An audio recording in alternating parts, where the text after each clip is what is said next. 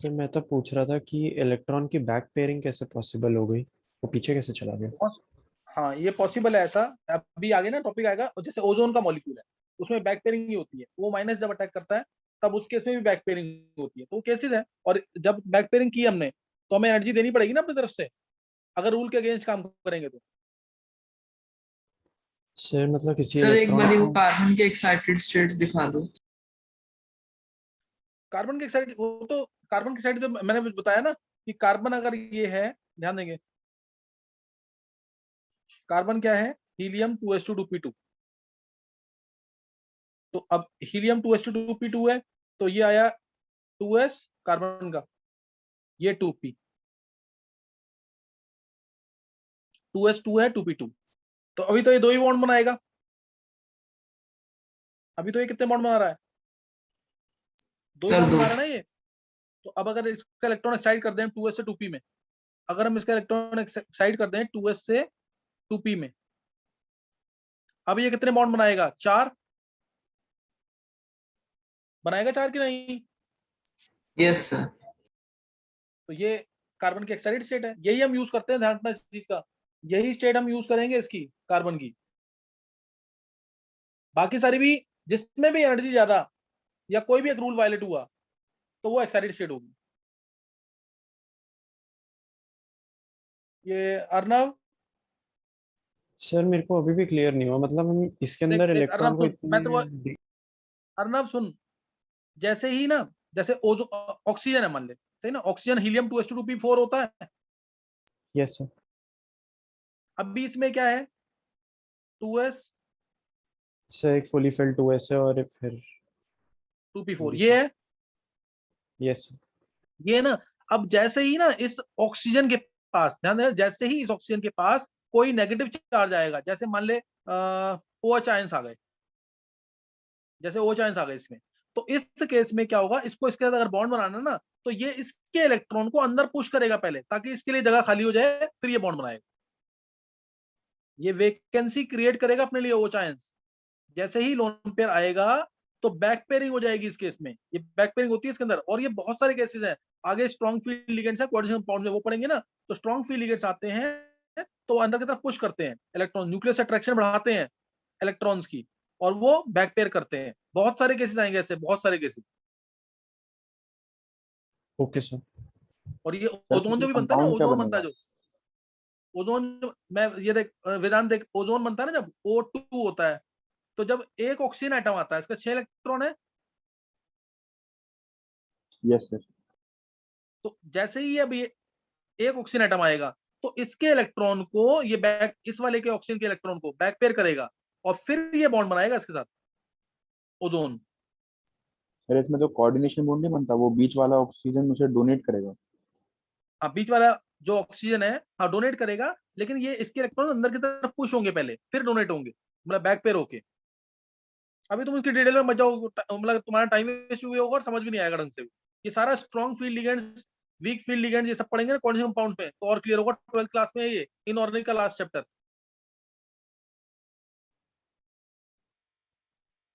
सही है। Yes sir. Back pairing होती है तो वो भी हायर एनर्जी स्टेट है। उस केस में भी क्या होगा, एनर्जी सिस्टम की ज्यादा होगी और उसको हम एक्साइटेड स्टेट कहेंगे। अभी हमें वो डिटेल पढ़नी नहीं है, बस एक एग्जांपल देनी थी कि एक्साइटेड स्टेट कोई भी हो सकती है जो भी हायर एनर्जी स्टेट है, जिसमें रूल्स वायलेट हो रहे हैं। तो ये 2s2p आ गया। अब इसमें H एक यहाँ पे आ जाएगा, एक H यहाँ पे, एक H यहाँ पे, एक H यहाँ पे। तो क्वेश्चन आ सकता है, कार्बन CH4 जो बनता है वो कार्बन की एक्साइटेड स्टेट में बनता है कि ग्राउंड स्टेट में बनता है, तो क्या बोलेंगे आंसर, एक्साइटेड। एक्साइटेड स्टेट में। समझ आ रही बात कि नहीं है, ये ऐसे, ये डेप्थ वाले क्वेश्चन है, पूछ सकते हैं ये, तुम वहां सोचते रहोगे कि कैसे बनाए, कार्बन की एक्साइटेड स्टेट में बनाए। जैसे NH3 बना, मान लो NH3 नाइट्रोजन की एक्साइटेड स्टेट में बन रहा है, ग्राउंड स्टेट में बन रहा है, सर ग्राउंड। Ground state. क्यों, क्योंकि नाइट्रोजन क्या है, helium 2s2 2p3, helium 2s2 2p3। तो ये 2s आया और ये 2p आया, तीन अनपेड इसका तो ऑलरेडी है, no need to excite any electron of nitrogen, तो ये NH3 बन गया। नहीं समझ आ रही बात, NH3 समझ आ गया कि नहीं है, सर बोलो। सर हम इसमें नाइट्रोजन को एक्साइट कर सकते हैं किसी तरह से? नहीं कर सकते ना, क्योंकि इसमें वो नहीं है, खाली जगह नहीं है, 2D नहीं होते ना, 2D है ही नहीं इसके पास, तो एक्साइट नहीं होगा इलेक्ट्रॉन। हाँ ये हो सकता है बस। अगर मैं पूछता हूँ नाइट्रोजन की मैक्सिमम कोवेलेंसी क्या होगी, तो आंसर क्या बोलोगे? सर 3। 4। देखो कैसे, N के पास 5 इलेक्ट्रॉन थे, ध्यान देना 5 इलेक्ट्रॉन थे। स्ट्रक्चर कभी भी बनाना है तो पहले वैलेंस इलेक्ट्रॉन लिख लिया करो। अब एक H एक शेयर करेगा, अभी बताया मैंने तुम्हें। दूसरा H दूसरा शेयर करेगा, तीसरा H तीसरा शेयर करेगा, 3 शेयर हो गए। अब इस H प्लस को ये अपना लोन पेयर दे सकता है कि नहीं, ऐसे जो बच्चे हुए पेयर है, दे एक ही एटम रहा है लेकिन Yes, sir. शेयर दो के, दे एक ही एटम रहा है। इसमें क्या था, एक इसने दिया एक इसने दिया, इसने क्या एक इसने दिया एक इसने दिया, इसमें क्या हुआ एक इसने दिया एक इसने दिया, तो ये इक्वल शेयरिंग हुई, कोवेलेंट बॉन्ड बन गया। ऊपर क्या हुआ, एक ही एटम दोनों इलेक्ट्रॉन दे रहा है लेकिन शेयर दोनों से हो रहे हैं, इसको बोलते हैं कोऑर्डिनेट और रिलेटिव बॉन्ड। इसको क्या बोलते हैं, कोऑर्डिनेट और रिलेटिव बॉन्ड। इसमें होता क्या एक्चुअल में, इसमें ये होता है कि एक एटम के पास 2 इलेक्ट्रॉन होते हैं, एक एटम के पास 2 इलेक्ट्रॉन होते हैं, दूसरे के पास कुछ नहीं होता, दूसरे के पास कुछ भी नहीं होता। और जब ये इलेक्ट्रॉन अपना देगा इसको बी को, जब ये अपना इलेक्ट्रॉन बी को देगा तो बी पे चार्ज तो नेगेटिव आएगा, और ए ने दिया है इसके बाद एक इलेक्ट्रॉन हो गया, और ए ने दिया है तो ए पे चार्ज पॉजिटिव आएगा, और दोनों के बीच में एक इलेक्ट्रॉन दोनों के पास हो गए, दोनों के बीच में बॉन्ड बन गया। इसलिए बोलते हैं पोलर कोऑर्डिनेट बॉन्ड होता है ये, पोलर कोवेलेंट बॉन्ड। पोलैरिटी आ गई ना इसमें, तो ये पोलर कोऑर्डिनेट बॉन्ड होता है, पोलर बॉन्ड कहते हैं इसको, कोऑर्डिनेट बॉन्ड को। तो बी ए प्लस और बी माइनस आ गया, इसको ए प्लस बी माइनस से शो कर दो, या फिर एक एरो से शो कर सकते हैं कि ए ने इलेक्ट्रॉन दिए हैं, ए ने इलेक्ट्रॉन दिए हैं, बी ने इलेक्ट्रॉन लिए हैं, तो ये ऐसे भी शो कर सकते हैं। चाहे ए प्लस बी माइनस से शो करो या ए बी से शो करो। ये लेक्चर्स में था कि नहीं वेदांत? सर कोऑर्डिनेशन बॉन्ड वाला तो था। अच्छा, तो अब ये चीज बताइए ना मैंने। तो अब मैक्सिमम कोवेलेंसी क्या होगी नाइट्रोजन वाले ग्रुप की, नाइट्रोजन वाले ग्रुप की मैक्सिमम कोवेलेंसी क्या होगी? सर 4। 4 हो जाएगी ना, 4 बॉन्ड बन गए। अब नहीं समझ आ रहा है ये? यस सर, आगे। सही ना, तो ये ध्यान रखना इस चीज का। देखो सर लेक्चर्स पढ़ नाइट्रोजन के के रखोगे एटम ना। को भी तो सर बोल नाइट्रोजन के वेदांत एटम को बोल। भी तो हम एक्साइट कर सकते हैं। कैसे एक्साइट करेगा? सर बैक पेयरिंग कर देंगे पिछले वाले केस की तरह। हाँ वो वैसे हो सकता है, लेकिन अभी बॉन्ड्स एक्स्ट्रा नहीं बना सकता वो। Sir yes sir. हाँ सर नाइट्रोजन के पूरे ग्रुप की 4 होगी कोवेलेंसी। हाँ, नाइट्रोजन की नहीं, पूरे ग्रुप की नहीं, मैं सिर्फ नाइट्रोजन की अभी बात पूरे कर रहा हूँ, ग्रुप का। सेकंड पीरियड की। सेकंड पीरियड की बात कर रहा हूँ, कोवेलेंसी मैक्सिमम 4 होती है। मैं सेकंड पीरियड की बात कर रहा हूँ, यहाँ पे मैक्सिमम कोवेलेंसी 4 होती है। कोई डाउट किसी को?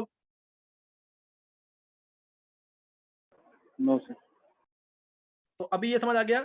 सेकंड पीरियड में मैंने 2 एग्जांपल लिए, कार्बन का एग्जांपल लिया और नाइट्रोजन का। मैक्सिमम कोवेलेंसी कितनी आ रही है? 4 आ रही है ना।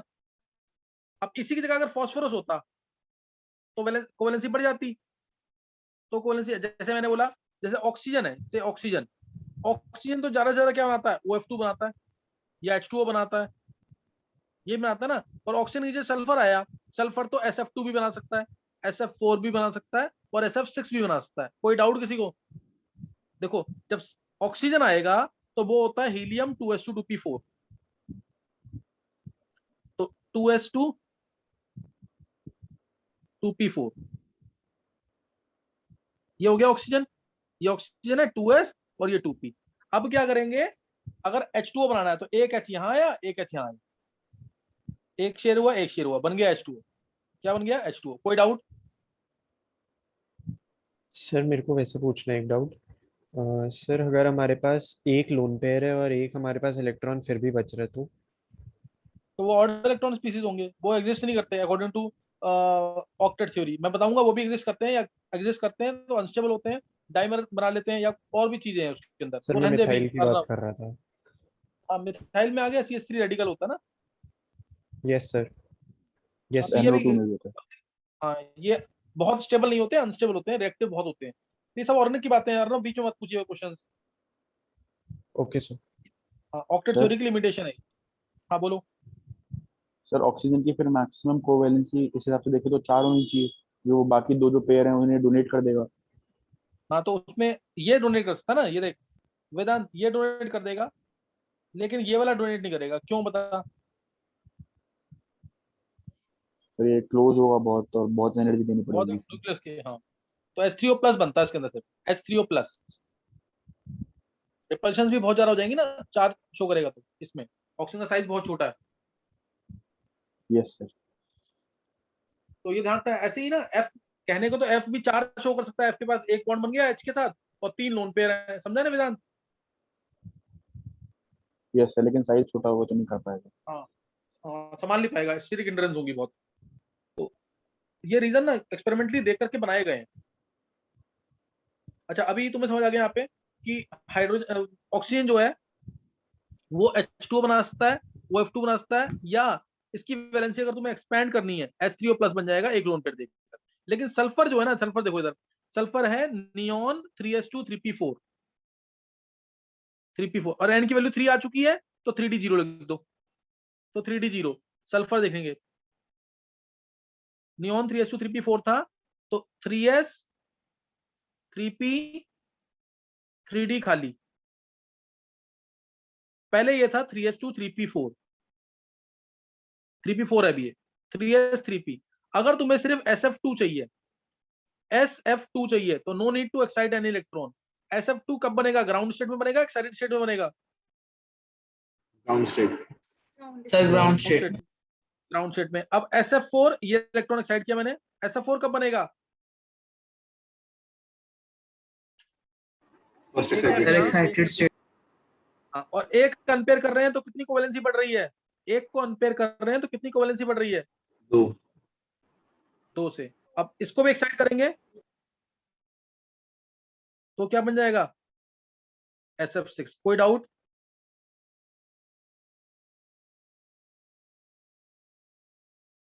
किसी बच्चे को कोई डाउट तो नहीं है?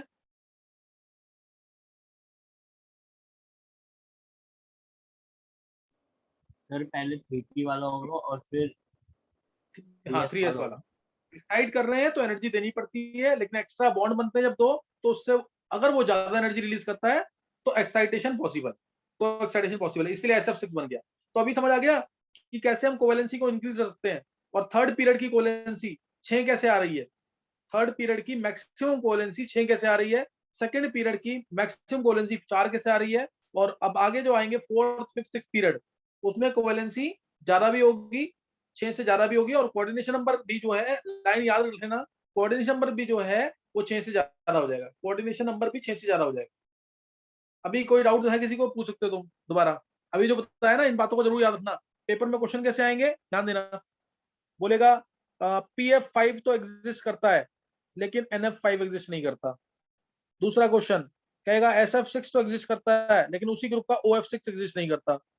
SF4 एग्जिस्ट करता है, OF4 एग्जिस्ट नहीं करता। फिर कहेगा IF7 एग्जिस्ट करता है, या इसको और सिंपल देखें, ClF3 एग्जिस्ट करता है, FCl3 एग्जिस्ट नहीं करता, XeF2 एग्जिस्ट करता है, NeF2 एग्जिस्ट नहीं करता, है ना? XeF2 एग्जिस्ट करता है, NeF2 एग्जिस्ट नहीं करता, XeF4 भी एग्जिस्ट करता है लेकिन NeF4 एग्जिस्ट नहीं करता। फिर इसके अलावा और क्वेश्चन कैसे आएंगे? और क्वेश्चन ये I3 नेगेटिव बनता है लेकिन F3 नेगेटिव नहीं बनता। ये एक ये लेंगे, ऐसा ही F6 2 नेगेटिव बन सकता है, CF6 2 नेगेटिव नहीं बन सकता।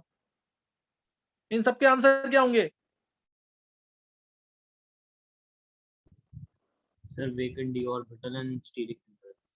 Small size absence of vacant d orbital, जिसको मैं क्रॉस कर रहा हूं, small size absence of vacant d orbital. समझ आया कि नहीं ये? Excuse me sir. बोलो। सर अगर हम जैसे आपने नाइट्रोजन वाला के मतलब पीछे सल्फर वाला केस बताया था, उस हिसाब से अगर क्लोरीन का देखें तो वो तो और भी कोवेलेंसी शो कर देगा। क्लोरीन ना हाँ 7 शो करेगा, यस सर। लेकिन स्टीरिक हिंड्रेंस हो जाएगी ना बहुत सारी। अभी मैंने बताया पीछे कि ब्रोमीन भी 7 नहीं शो करता, शो याद है ना फोर्थ पीरियड में? ब्रोमीन छोटा एटम है इसलिए वो 7 नहीं शो कर सकता, BrF5 बनता यस लास्ट। सर। वो फिर अलग रीजन बन जाएंगे। ये मैंने एक ही कंसेप्ट के क्वेश्चन दिए सारे। BrF5 एग्जिस्ट नहीं करता, अगर मैं ये बोलता हूँ, लेकिन IF5 एग्जिस्ट करता है, तो अब इसमें आंसर क्या बोलेगा? क्या वेकेंट d ऑर्बिटल लगेगा इसमें? नहीं सर, हाँ, इसमें क्या बोलेंगे? स्टीरिक हिंड्रेंस, इसमें साइज है। Smaller size of fluorine it cannot hold या accommodate 5 fluorine atoms around itself due to steric hindrance. Cannot accommodate 5 fluorine atoms around itself due to steric hindrance. अभी समझ आया कि नहीं है? तो Cl अगर होगा तो ClF3 लास्ट क्या बनाता है? ClF3 बनाता है। वेदांत समझ आ रहा है कि नहीं? यस सर, समझ गया। तो अभी ना जैसे अब मैंने तेरे को PF5 बोल दिया, ये भी नहीं बनता PH5। अब तो इसमें वैकेंट, क्या इसमें वैकेंट डी ऑर्बिटल्स का बोलेगा रीजन? नहीं सर, इसके पास तो है डी ऑर्बिटल्स। हाँ इसमें तो है, अब क्यों नहीं बन रहा है ये? तो ये अलग कंसेप्ट हो गए ना। SH6 नहीं बनता, यस सर। सही ना। अब इसमें अगर मैं बोलूंगा भी तो मैं तेरे को अगर बताऊंगा तो समझ अगर आ जाता तो अच्छी बात है, मैं लाइन बोल देता हूँ, नहीं तो आगे मैं कंसेप्ट बताऊंगा इसको। PH5 नहीं बनता लेकिन PF5 बनता है। PF5 बनता है, PH5 नहीं बनता। SF6 बनता है लेकिन SH6 नहीं बनता। IF7 बनता है लेकिन IH7 नहीं बनता। जबकि अब इसमें क्या वैकेंट डी ऑर्बिटल कंसेप्ट लगेंगे? क्या नहीं इनमें सर, वो वैकेंट तो डी है इनके ऑर्बिटल पास। कंसेप्ट? हाँ वो तो है ना इनके पास। तो अब इसमें क्या बोलेंगे? अब इसमें थोड़ा सा बताता हूँ कि देखो इन सब में फ्लोरीन है, फ्लोरीन है ना। तो फ्लोरीन को एक्साइट करना है अगर इलेक्ट्रॉन को, तो वो आसानी से कर लेगा। फ्लोरीन जो है इलेक्ट्रॉन्स को किसी भी सेंट्रल एटम के इलेक्ट्रॉन्स को आसानी से एक्साइट कर देगा। कहां से? 3s से 3d में या 3p से 3d में। समझ आई बात कि नहीं है? Yes sir. हाँ लेकिन जो हाइड्रोजन है it is not as electronegative और एज ऑक्सीडाइजिंग एज फ्लोरीन। तो इसमें एनर्जी एक तरह से एक्साइट करने में देनी ज्यादा पड़ रही है, रिलीज कम हो रही है। बात समझ आ रही कि नहीं है?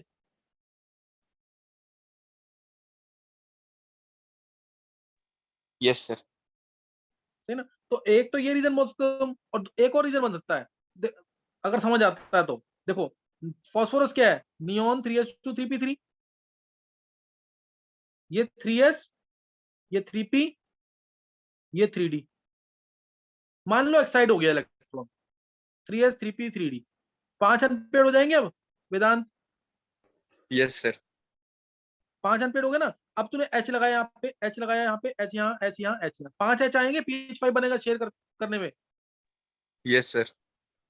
अब इधर तो S है, ये 1s है, इधर 3p है, ये 1s है, 1s है, 1s है। कोई डाउट तो नहीं है? नो सर, क्लियर है। और यहाँ पे 1s और ये 3d, ये हो गई पुअर ओवरलैपिंग। S और D की क्या होती है? Poor overlapping. सही ना। बॉन्ड बहुत वीक होता है, इस वजह से भी नहीं बनता। समझ आया क्या बोला मैंने? यस सर, समझ गया। लेकिन सर फिर पाई बॉन्ड बना एक देगा, और उसमें क्या होगा? पाई बॉन्ड तो बना ही नहीं सकते ना। पहला बॉन्ड सिग्मा बॉन्ड बनता है। H तो हमेशा सिग्मा बॉन्ड ही बनाता है ना, पाई तो बना ही नहीं सकता। पाई बनाने के लिए यस p सर। ऑर्बिटल चाहिए होता है। पाई बनाने के लिए क्या चाहिए होता है? p ऑर्बिटल या d ऑर्बिटल, वो चाहिए होते हैं। हाइड्रोजन के पास तो क्या है? सिर्फ s ऑर्बिटल है। s मतलब हमेशा सिग्मा, बताया हो ना मैंने। s का मतलब हमेशा सिग्मा, p का यस सर। मतलब p जो है सिग्मा और पाई दोनों बनाएगा, और d जो है सिग्मा पाई और डेल्टा बनाएगा, और F5 बनाएगा। हालांकि कोर्स में नहीं, छोड़ देना F5। और याद भी रखना इसको, S लिखोगे S से सिग्मा बन रहा है कि नहीं, P लिखोगे P से पाई बन रहा है, D लिखोगे D से डेल्टा बन रहा है कि नहीं। नहीं समझ रही बात क्या बोल रहा हूं मैं? यस सर, समझ आ रहा है। हाँ, D डेल्टा P पाई S सिग्मा और F5, F से 5, सही ना। तो कुछ ऐसे भी याद रख सकते हो उसको। Aarush, yes sir. Sir F सिर्फ 5 बनाएगा? नहीं नहीं, S वो सारे बनाएगा। वो तो कोर्स में नहीं है, हटा दो उसको, इसको सोचो ही मत अभी। आरुष 50% 60% समझ आ रहा है कि नहीं? सर अभी तक तो सब समझ आ रहा है। बहुत अच्छे। अगर समझ आ रहा है सारा तो रिवाइज जरूर करना। अभी इजी लग रहा होगा, रिवाइज नहीं करोगे तो रह जाओगे सब। अभी ये वेदांत की वजह से थोड़े ज्यादा कंसेप्ट हो गए हैं, क्योंकि इसने क्वेश्चन पूछ लिया बीच में। लेकिन अगर समझ आ रहा है थोड़ा बहुत तो कर लेना, क्योंकि आगे में अब जैसे वेदांत एक चीज और सुन ले फिर। Yes sir. अब SF6 एग्जिस्ट कर रहा है, SCl6 नहीं एग्जिस्ट करता। IF7 एग्जिस्ट कर रहा है, ICl7 एग्जिस्ट नहीं करता। अब इनमें भी रीजन बना लेगा कि नहीं? क्या वेकेंट डी ऑर्बिटल का रीजन आएगा? क्या वेकेंट डी ऑर्बिटल का रीजन आएगा इसमें? No sir. अब इसमें steric hindrance, pure steric hindrance आएगा कि नहीं? क्या सल्फर इतना बड़ा है कि अपने अराउंड 6 बड़े क्लोरीन को संभाल पाए? नहीं सर, नहीं कर पाएगा। हाँ, इसलिए क्या होगा, HCl से रिएक्शन नहीं करेगा। ऐसे ही क्या आयोडीन इतना बड़ा है कि अपने अराउंड 6 बड़े क्लोरीन को संभाल पाए, 7 बड़े क्लोरीन को संभाल पाए। 7 फ्लोरीन को तो संभाल लेगा, लेकिन 7 बड़े क्लोरीन को संभाल पाएगा? यस सर, आयोडीन तो सबसे बड़ा है ना, क्लोरीन से तो बहुत बड़ा आयोडीन। मेरी बात सुन, आयोडीन जब पीरियड में जाते हैं सबसे छोटा आता है कि नहीं? और दूसरा, वेदांत मैं तेरे को कह रहा हूँ ये एग्जिस्ट नहीं कर रहा है, तो तू क्या रीजन बोलेगा? ये तो मतलब इसमें तो क्वेश्चन करना ही गलत है कि आयोडीन तो है बड़ा काफी और ये 7 क्लोरीन को संभाल लेगा। समझा कि नहीं वेदांत?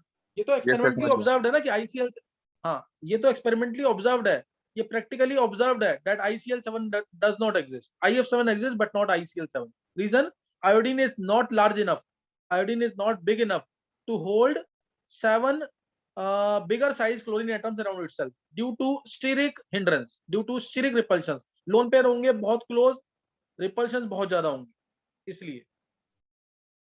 कोई डाउट? नो सर, क्लियर है।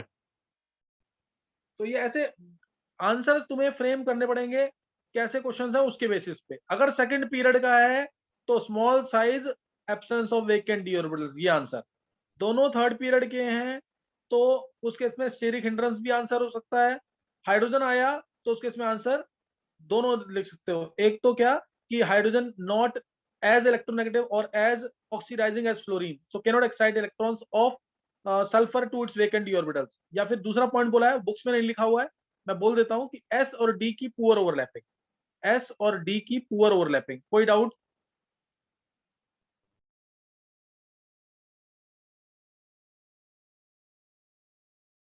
किसी को कोई डाउट?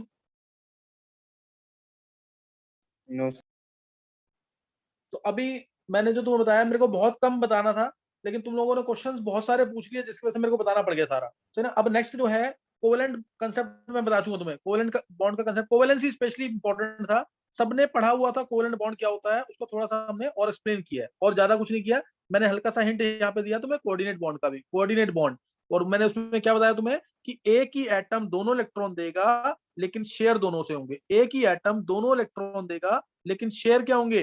दोनों दोनों से होंगे। ए है, इसने अपना पेयर इसको दिया, पेयर नहीं दिया, एक्चुअल में क्या हुआ, इसने अपना एक इलेक्ट्रॉन इसको दिया, एक इसके पास रह गया, क्योंकि इसने इलेक्ट्रॉन दिया तो प्लस चार्ज, क्योंकि इसने इलेक्ट्रॉन लिया तो नेगेटिव चार्ज। अब ये दोनों इलेक्ट्रॉन शेयर कर लेंगे तो बी माइनस और ए बनेगा प्लस। इसको ऐसे शो करो या फिर एरो से शो करो कि ए ने इलेक्ट्रॉन पेयर दिया है इसको बी को। समझे कि नहीं? ये this is called as coordinate और डेटिव बॉन्ड।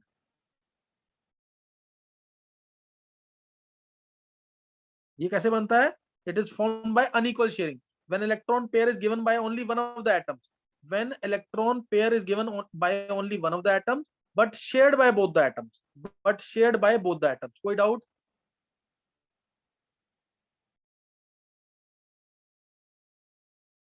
किसी बच्चे को कोई डाउट इसमें? चलो अब एक बार जल्दी से लिखेंगे। जो कॉसेल लुईस ऑक्टेट रूल है, लुईस मैंने कभी भी वर्ड यूज कर लिया मींस 8 इलेक्ट्रॉन वाला सिस्टम स्टेबल है। लुईस ऑक्टेट रूल या कॉसेल लुईस ऑक्टेट रूल, मैंने कभी भी लुईस वर्ड यूज कर लिया तो डॉट्स और क्रॉसेस होने चाहिए उस स्ट्रक्चर के अंदर और 8 इलेक्ट्रॉन होंगे तो ही स्टेबल है। ऑक्टेट मतलब 8, ड्यूप्लेट मतलब 2, सेक्सटेट मतलब 6। समझिए कि नहीं? तो ये वर्ड याद रखना। ऑक्टेट बोलूंगा तो इसका मतलब 8 इलेक्ट्रॉन। कॉसेल लुईस ऑक्टेट रूल, कॉसेल कम फेमस हुआ था, लुईस का ज्यादा फेमस। कॉसेल लुईस ऑक्टेट रूल, इसकी लिमिटेशंस हैं, सबको पता है ये, क्योंकि इसने बोला था कि हर एक atom tries to complete its octet, tries to complete its outermost shell by 8 electrons. Every atom tries to be stable by having 8 electrons in its outermost shell, है ना? तो ये ऑक्टेट कंप्लीट करेगा और इसकी लिमिटेशन लिख रहा हूं मैं सीधा, बताने की जरूरत तो नहीं है ना, एग्जांपल देने की जरूरत तो नहीं है इसकी। देखो इधर पहला फर्स्ट लिमिटेशन इसकी, हाइपोवैलेंट स्पीसीज। वर्ड याद ना, ये क्वेश्चन आता है ऑब्जेक्टिव्स में कि हाइपोवैलेंट कंपाउंड्स क्या होते हैं। हाइपोवैलेंट यानी जिसमें 8 से कम इलेक्ट्रॉन, हाइपो मींस कम, हाइपर मीन्स ज्यादा, जिसमें 8 से कम इलेक्ट्रॉन्स हो, जिसमें 8 से कम इलेक्ट्रॉन्स हो। तो इसमें एग्जांपल क्या आ गया, जैसे BX3, BX3 में BF3, BCl3, BBr3, Bi3, boron के नीचे एल्यूमिनियम AlX3, तो इसमें AlF3, AlCl3, AlBr3, AlI3। अब अगर मैं तुमसे पूछूं इसके अंदर इसमें से कौन सा ऐसा कंपाउंड है जो ऑक्टेट रूल फॉलो नहीं कर रहा है, ये ऑप्शन दे रखी है A, B, C, D, which is not following octet rule. E option all, which is not following octet rule. All किसने बोला? सर अभिषेक। अभिषेक। जैसे इनमें 6 इलेक्ट्रॉन है, इसमें 6 इलेक्ट्रॉन है आफ्टर शेयरिंग, इसमें 6 इलेक्ट्रॉन आफ्टर शेयरिंग, किसी को डाउट तो नहीं है उसमें कोई? आरुष, जैसे BF3 है, 6 इलेक्ट्रॉन है कि नहीं, एक bond 2 electron. Aarush? No sir, कोई डाउट नहीं है।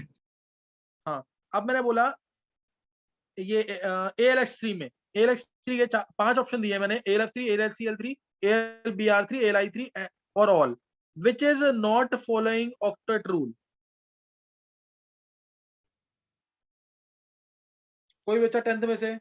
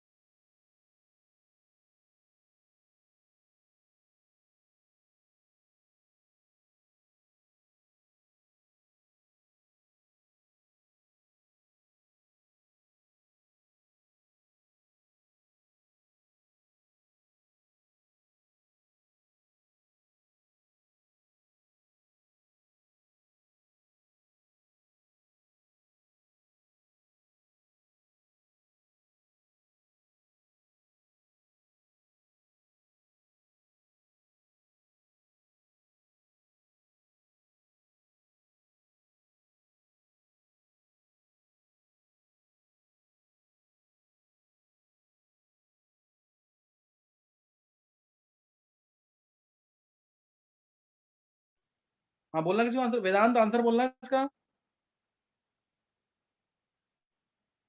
सर शायद AlF3 नहीं होगा। बहुत अच्छे वेदांत, क्यों?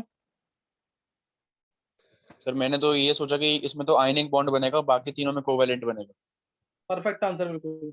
किसी और बच्चे ने सोचा था ये AlF3 आंसर है, क्योंकि AlF3 आयनिक है, और AlF3 आयनिक है मतलब Al3 प्लस 3F नेगेटिव, तो इसमें भी 2 8 है, ऑक्टेट कंप्लीट। और F- में भी 2 8 ऑक्टेट कंप्लीट। और किसी बच्चे ने सोचा था ऐसा वेदांत के अलावा? Yes sir. Ujjwal? Yes sir. बहुत अच्छे उज्जवल, आंसर क्यों नहीं दिया? आंसर देना चाहिए। सर चैट पे लिखा है। अच्छा लिखा है, चलो सही है। चलो अभी पहला केस तुम्हें समझ आ गया। ऐसे ही BeX2 भी हो सकता है। BeX2 में BeF2 BeCl2 BBr2 BI2 सारे they will not follow octet rule. उसमें 4 इलेक्ट्रॉन आएंगे आफ्टर शेयरिंग, इनमें 4 इलेक्ट्रॉन आएंगे आफ्टर शेयरिंग।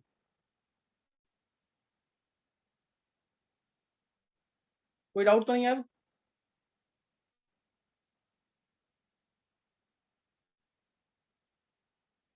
BeH2 आ जाए, BeOH होल ट्वाइस आ जाए, BeMe2 आ जाए, ऐसे ही उनके साथ भी आते हैं ये Me यानी मिथाइल ग्रुप।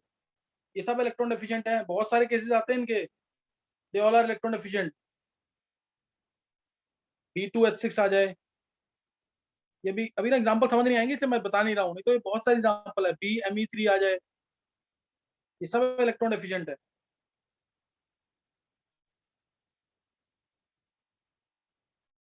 अब जैसे क्वेश्चन आया अगला,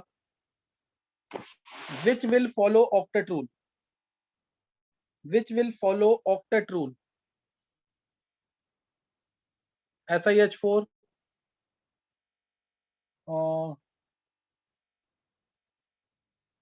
BeH2 या होल ट्वाइस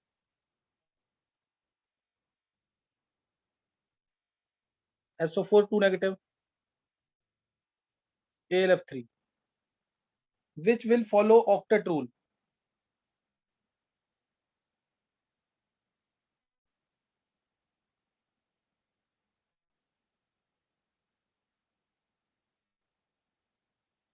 बोलो क्या आंसर आएगा इसका?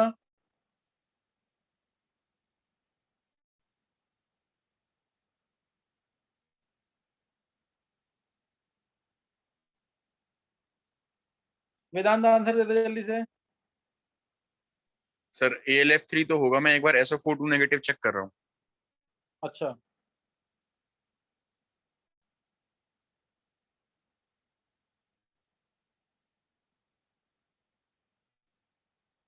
चलो आंसर ले लेते हैं। आंसर AlF3 है, आंसर सिर्फ AlF3 है। सल्फेट में तो ये आ जाएगा ना, ये हाइपर वैलेंट हो जाएगा, ये हाइपर वैलेंट हो जाएगा। सल्फर में कितने इलेक्ट्रॉन्स हैं? 4 यहाँ पे, 4 यहाँ पे, 8 और 2 10 और 2 12 इलेक्ट्रॉन्स है इसके पास। It is hypervalent. और नहीं सर, एक स्ट्रक्चर भी तो बनता है जिसमें S जो है वो कोऑर्डिनेट बॉन्ड से एक ऑक्सीजन को देता है अपने 2 इलेक्ट्रॉन्स। हाँ वेदांत, वेदांत बात सुन, रियल स्ट्रक्चर जो होता है हमेशा ये होता है 3D का और थर्ड पीरियड वाले का रियल स्ट्रक्चर है ये, वो लुईस स्ट्रक्चर है सिर्फ, समझा कि नहीं Vedant? Yes sir. Real structure ये है, ध्यान रखना, कुछ मेंशन नहीं किया तो ये बनाना है स्ट्रक्चर। ऐसे ही फॉस्फेट आयन में मैं स्ट्रक्चर मेकिंग ना सिखाऊंगा नेक्स्ट क्लास में।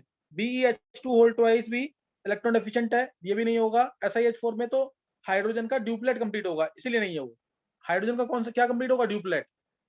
कई जगह बोला हुआ है कि ये ऑक्टेट रूल फॉलो करते हैं, लेकिन इसको भी सिंगल चॉइस है तो यही मार्क करना है AlF3। कोई डाउट? Yes sir. अच्छा अब नेक्स्ट जल्दी से नोट कर लेंगे, कोई टाइम हो जाएगा नहीं तो।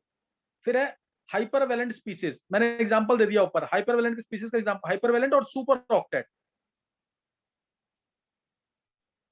सही ना? हाइपरवैलेंट और सुपर ऑक्टेट स्पीसीज यानी जिनके पास ज्यादा इलेक्ट्रॉन्स हो, जिसमें ज्यादा इलेक्ट्रॉन्स हो। तो इसमें एग्जांपल आ जाएगा, इसमें एग्जांपल आ जाएगा जैसे SF6 अभी बताया मैंने, PF5, IS7, CLF3, these are all super octet having super octet यानी ऑक्टेट से ज्यादा इलेक्ट्रॉन। PO4 3 नेगेटिव, ये सब ऑक्टेट से ज्यादा इलेक्ट्रॉन है। कोई डाउट? चलो ये समझ आ गया होगा। तीसरा, third case, odd electron species, odd electron species NO, NO2, ClO2, ClO3 all are odd electron species. Yes, हालांकि इनको इंक्लूड करते नहीं है, हाईली अनस्टेबल होते हैं ऑड इलेक्ट्रॉन के अंदर। CH3 radical, yes, CF3 radical इस तरीके से है, या CF3 रेडिकल, तो ये इनको इंक्लूड करते नहीं है, फिर भी लिख लेना। ये 4 स्पेशली हैं ऑड इलेक्ट्रॉन स्पीसीज, ये सब ऑड इलेक्ट्रॉन स्पीसीज। जब भी टोटल इलेक्ट्रॉन्स काउंट करोगे ना, अगर वो ऑड में आ रहे हैं, ये देखो इसमें 5 कितने हैं टोटल इलेक्ट्रॉन्स, ऑड में आ रहे हैं कि नहीं, इसमें 7 इलेक्ट्रॉन, इसमें 8, 15 हो गए ना। ऐसे इसमें देखो, इसमें 7 और इसमें 16, तो 23 हो गए कि नहीं।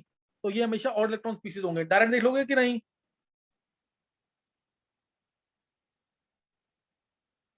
चलो नेक्स्ट है, ये शेप एंड ज्योमेट्री एक्सप्लेन नहीं कर पाया था Lewis octet. Shape and geometry of molecule could not be explained by Lewis concept, could not be explained by Lewis concept. Not explained bond formation, could not explain bond formation on the basis of energy, not explained bond formation on basis of energy. Bond formation on the basis of energy. कोई doubt तो नहीं आता किसी को? Sir 4th point क्या लिखा है? Shape and geometry of molecules को एक्सप्लेन नहीं किया था। और इनर्ट गैसेस के कंपाउंड्स, इनर्ट गैसेस कंपाउंड्स जैसे HCF2 क्यों एग्जिस्ट कर रहा है, HCF4 क्यों एग्जिस्ट कर रहा है, HCOF2 क्यों एग्जिस्ट कर रहा है, HCO3 क्यों एग्जिस्ट कर रहा है। All these are compounds of inert gases but were not explained by Lewis concept. Lewis concept इनको एक्सप्लेन नहीं कर पाया था, सही ना, ल्यूइस कंसेप्ट इनको एक्सप्लेन नहीं कर पाया था। कोई डाउट किसी को?